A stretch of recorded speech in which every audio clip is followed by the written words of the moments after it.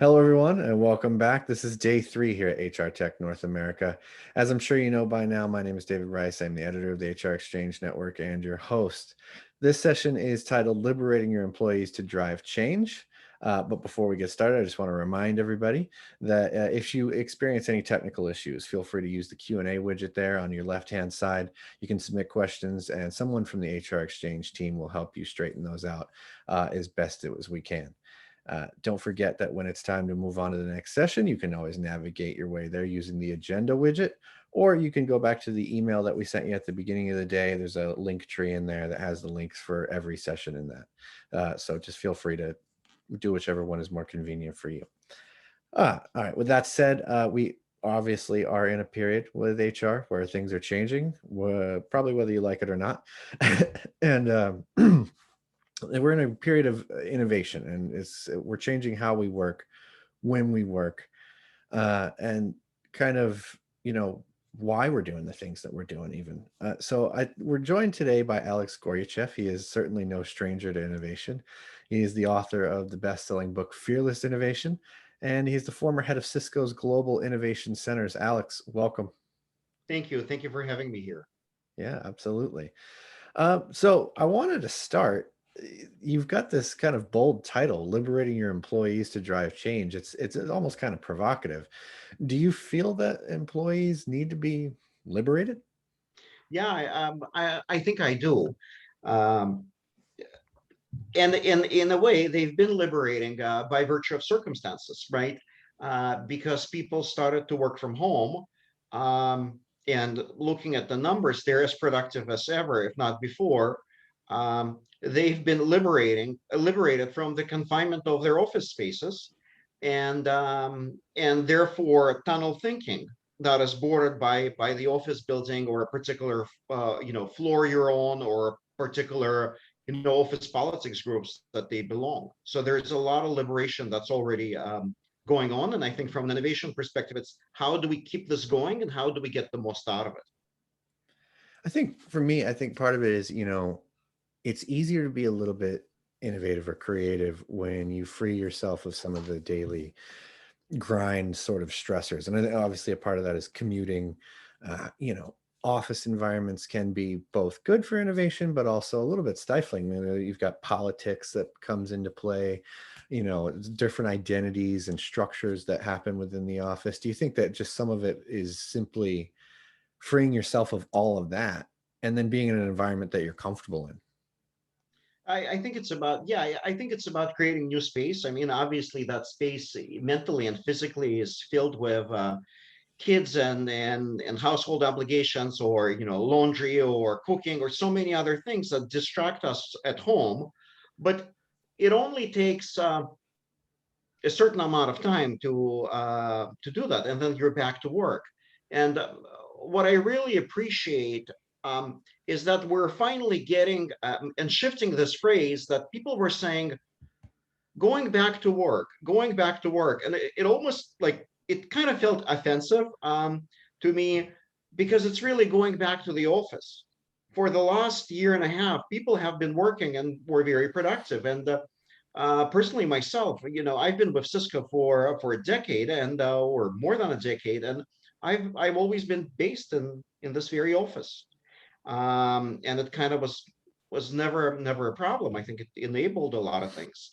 Um, so to your point, creating a new space and just getting out of the office, I feel, or having that option of being where you want to be and staying connected thanks to the technology is a great opportunity to be more creative, to be more focused, and to be more thoughtful. So it teaches all of us um, different set of skills, which is very useful for any environment. So kind of along that vein, do you feel there's a sort of a direct connection between remote work and innovation? And if so, how are they interconnected, I guess? There's definitely a connection, uh, because remote work is here. The companies, whenever we like it or not, it's one of those changes that happened, and the cat is out of the bag. The employees are liberated in a way. Some of them will never go back to the office. Some of them will, will make decisions whenever they want to go or not. And I'm sure everybody went through like 12 stages of I want to be in the office tomorrow to like, oh my God, I'm not going to be, I hope they're not going to force me to go back to the office. So I think just that mindset shift is forcing the companies to be innovative because they have to adopt this.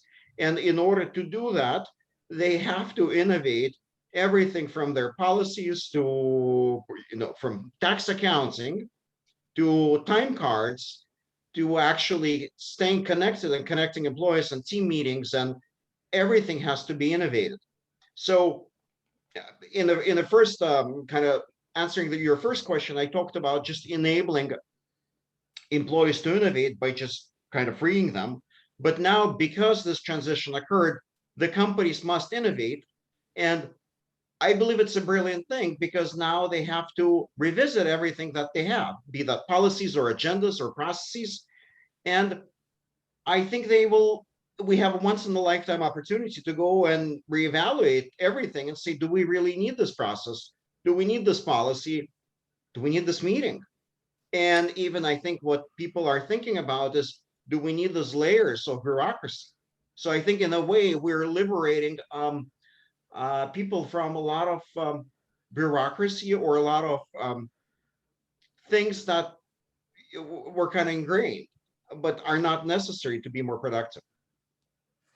And you mentioned there, we're in this period where I was reading the other day, for example, that so there was a company that wanted to bring everybody back, and they immediately got pushback. Everybody, the employees that have gone remote, they don't want to do it.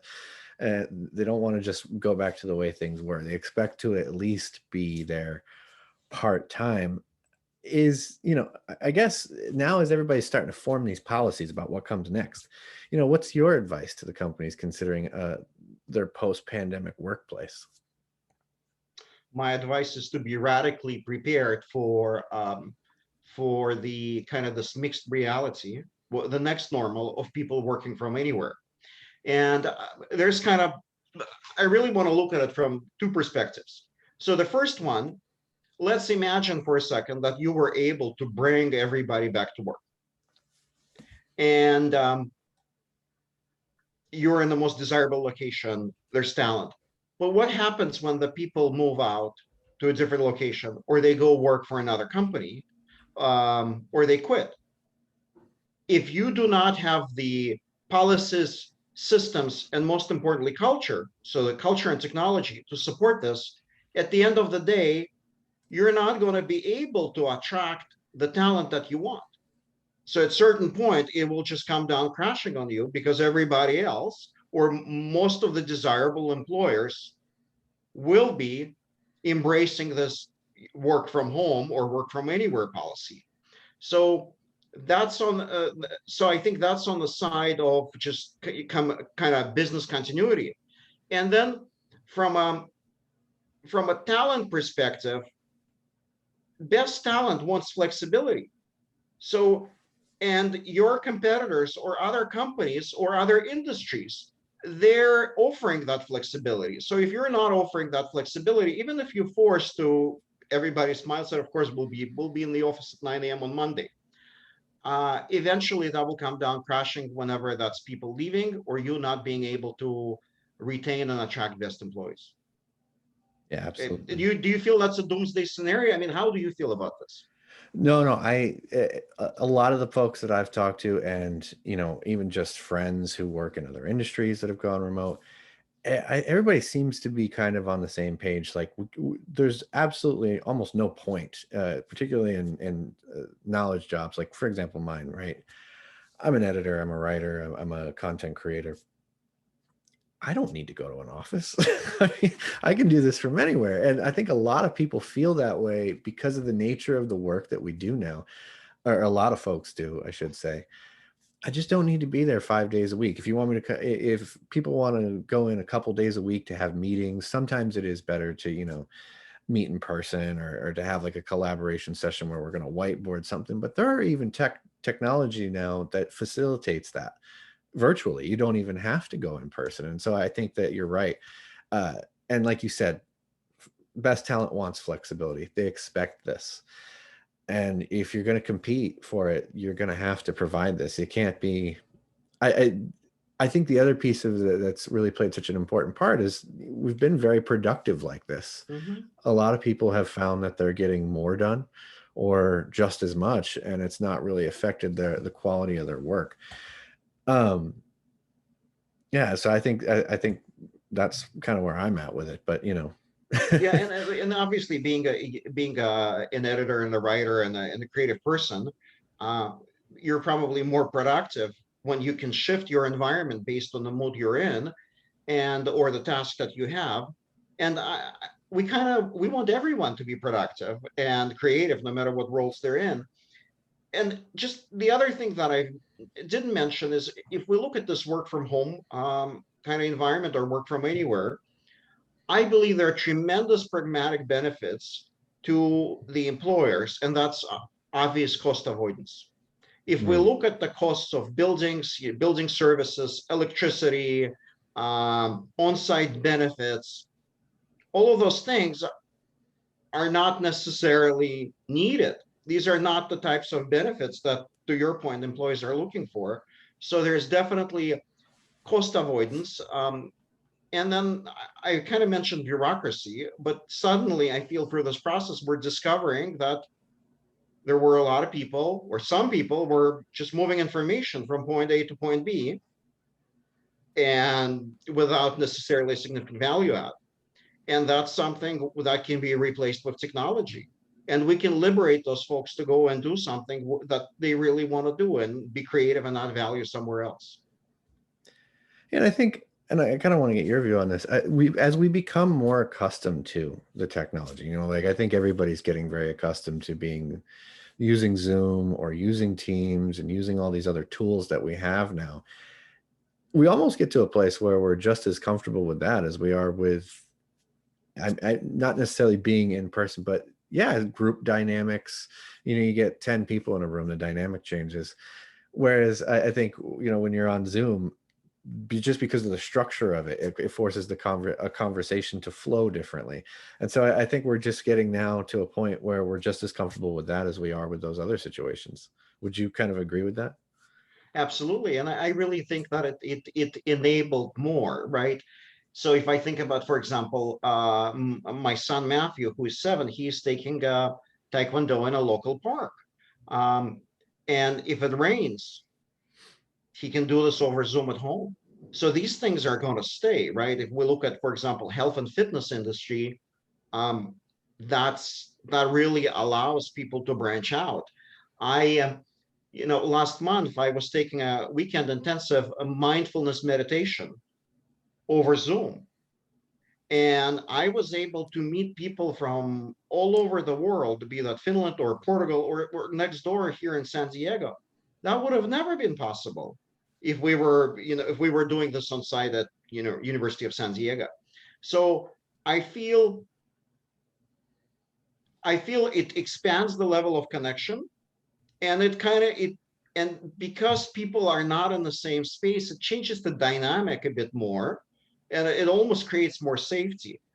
Certainly for the mindfulness meditation and being vulnerable in front of strangers, somehow I felt more safer in my office than I probably would have been, and less nervous than I would have been in an office space. So there are pros and cons to that. Um, but yeah, I think it works great. And the other thing is I feel we got to know people that we work with much closer. Like I can see your art. I can talk to you about so many different things, right? My coworkers met my kids and my dog and so many things because life happens and it happens and we witness it and we become closer and we understand each other better because of this, because we are in real life, not in a box cubicle environment. Not in an environment with the same expectations, I guess. And I think part of this too is we all felt a little bit vulnerable during this Mhm. crisis, and then it made you feel, it made you kind of show your human side a little bit more rather than drop the professional veneer, so to speak. In a lot of cases, I think a lot of people did that, and it was actually maybe good for their working relationships. Um, yeah, and I think it's good for the soul. I mean, at the end of the day, we want to be who we are. It's hard to go somewhere and pretend who you're not, right? Of course, there has to be a level of professionalism and courtesy at work, uh, but at the same time, being who we are is great. That's what life is about. And I think there was a lot of movement and discussion about bringing yourself to work, bring yourself to work. And now it's like, well, you're bringing your work to your home, and you really incorporate work into your life. So I feel it's a more honest relationship with yourself and with work. Yeah, no, I definitely agree. And it's teaches you kind of like works place in your life, because you realized all these different things that I know, like how you balance your day. I think that was in the first 6 months, we all kind of had to change that. So it was an interesting development. It is, and it really, and again, going back to work, I mean, going back to the work conversation, it really makes us examine what we want to do. I mean, all of us suddenly realize that, hey, life is short, the world is very fragile, and it's can be a dangerous place. And we always lived in the world of unknown, if you think about it. But suddenly we realized that because that unknown happened, and it made us reevaluate what we want to do and how we want to do this, and how do we want to build the relationships with our families and coworkers, and where do we want to draw the boundaries. So going back to the topic of kind of work innovation, I think all of us are going back to our workplaces or collaborating together with a different mindset. So innovation is already happening because we're bringing a different mindset to work. Absolutely. You know, it's good you bring that up, because one of the questions I wanted to ask you, you said that HR has a critical role to play in innovation. And I'm kind of curious, why is that in terms of, workflows and people processes, I guess. Why is it that you say that? Well, I really, at the end of the day, I know we just talked about technology saving the world, but it's really people that are saving the world using the technology. So it's the innovators that make the technology. So at the end of the day, innovators are way more important than the innovation that they produce.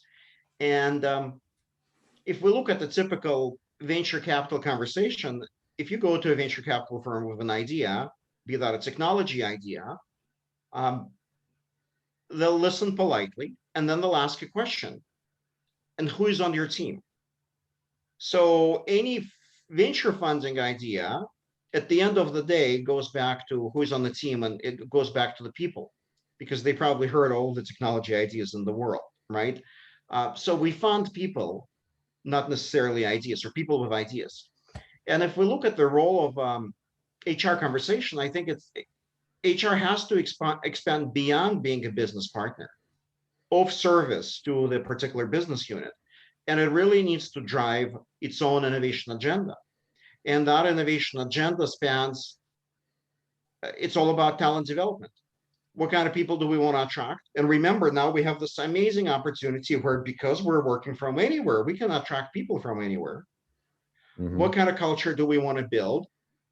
Um, what kind of ideas we want to drive in our workplace, and what kind of values we want to bring. So I feel that HR is that glue. Is actually, I almost think it's the only function in the company that is truly focused on people, or should be focused on people, and that is the only function that can really drive the connection and break the silos, because there's no other function that exists that's, besides communication probably, that's of this nature. So I really believe HR must drive innovation, and first of all by innovating HR, and then by enabling others to do that. Now, you mentioned before staying connected, and it is the people that are innovating, but it is the technology that's sort of facilitating. And I'm curious, from an HR technology perspective, what would you say that the pandemic has kind of uncovered? Well, I think it's uncovered that eventually on the month 6, we all started to kind of look each other in the eyes and everybody got on video, right? So in a way, I mean, it all goes back to the connectivity. That's the first one. That's obvious. The second one, it's about our ability to go and connect through the video. It's about ability to go um, and have equipment at home, but it's all about how you use that equipment. So, for example, at Cisco, we had this concept of digital check-ins, and I love that. It's I had employees all over the world, and it's a large company, but even in a smaller team, it was so convenient to go and check in on a weekly basis and tell your leader what you're working on and what the problems that you have and what you want to what are the things that you need guidance on or you want to be resolved. It's not really about micromanaging. um, it's about staying connected. And I feel when we have that foundation of the digital check-ins, of digital pulse, taking a snapshot of where the organization is, and that cultural enabler of how we use the technology, that's as important as having the technology itself. So I think, to sum this up, I think it really is forcing us, not only making the investment in connectivity, not only making investment in equipment, but it's really making investment and driving change management for the tools that are around employee listening, that are around check-ins, and just overall collaboration online. You mentioned an important piece there, and it's culture, right? And you've got it with the check-ins, and you've got it with kind of the collaboration piece. But what are some of the steps that HR can take to create a culture of innovation? I mean, it's something that I think going into this, as we all went remote, people were a little worried about. They didn't want to lose the culture. They'd worked really hard to create it over the years, and they felt like, oh, this might damage it. And I think we've realized that it's possible to take it and unchain it from geography, being co-located. But I'm curious, what are some of your advice on I creating think that? I think the very pragmatic step is employee listening. And I truly believe that belongs in human resources. And I've talked to a lot of my friends, and they get the memo where it's, oh, we're all going back to the office, or it's the memo, we're all working from home. But the feedback that I'm hearing from people that work in different companies, nobody asked them what they want to do, what's their environment. So again, it's like there's an innovator somewhere in the boardroom that's suddenly deciding what's good for employees based on their skewed perception of the world. And that's never a healthy thing. So I think the first step is actually being transparent and listening to others. So, because communication is a two-way street, it's not only sharing strategy with employees, but it's actually listening to them. So, I think broad employee listening, starting from where do you want to work from, and being prepared to listen to the results and change your policies based on that, is the first essential step. I think the second one is working with the organization of what their specific metrics on the innovation are, and setting one in HR where HR is, I mean, starting with HR itself, where does HR want to be innovative? And then being very honest and transparent with everybody, with employees and everybody in the organization, about what those innovation goals are. Um, One of the things I've always been saying is you have to start with a metric. So it's really where you want to move the needle first. And I really believe that today, moving the needle is, how do we want to go back to the workplace and where our workplace is? So employee listening is the opportunity number one. And I think the opportunity number two is about reevaluating the benefits. And opportunity number three is reevaluating what are the tools and what are the gaps that exist right now in the technology, or what people uncovered. in processes and technologies during the pandemic. So capturing this is low-hanging fruit, and it will uncover a lot of things. Absolutely. Yeah, I think it's key to, you mentioned being flexible. The first part of that is not putting too many concrete rules in place. I talked to one Mhm. director of employee experience who told me that at the company that she works with, they asked everyone where they want to work, and they didn't make it. You could choose, and you could get assistance in doing whatever you wanted, but you didn't have to do just that, and you could allow people to figure it out on their own. I think that's the best way to go, is to give them the freedom. And hey, if you've got a really compelling office space, they'll want to spend some time in it. So, That is very true. And the other thing is, um, if you don't give the freedom, you'll have a lot of unhappy people that are going to go back to work, and they would not necessarily will have the integrity with what their heart and soul desires, and they will be leaving. So that's just, yeah, you have to be flexible, because right now it's in the best interest of the business. absolutely. Yeah. So, based on your experience, when you look at this situation and how everything's unfolded, what do you see as the biggest opportunities that lie ahead? Well, I think the first thing is, now we know what innovation is, right? Because we've innovated fearlessly over the last year and a half, and we will continue to innovate. I think there are a couple of things. I think the most important opportunity, and the thing that we got to remember, is not to lose all the beautiful things that we've gained. I mean, we paid a very big price for the learnings that we have as a community, as a family, as individuals, as businesses, as collection of people, as humanity.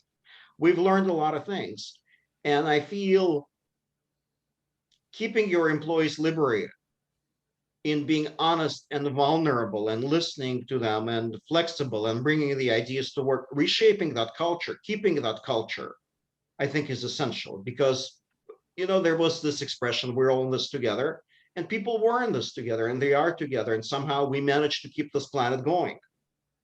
One little family and enterprise and town and a company, right? And so keeping that, I think, is essential.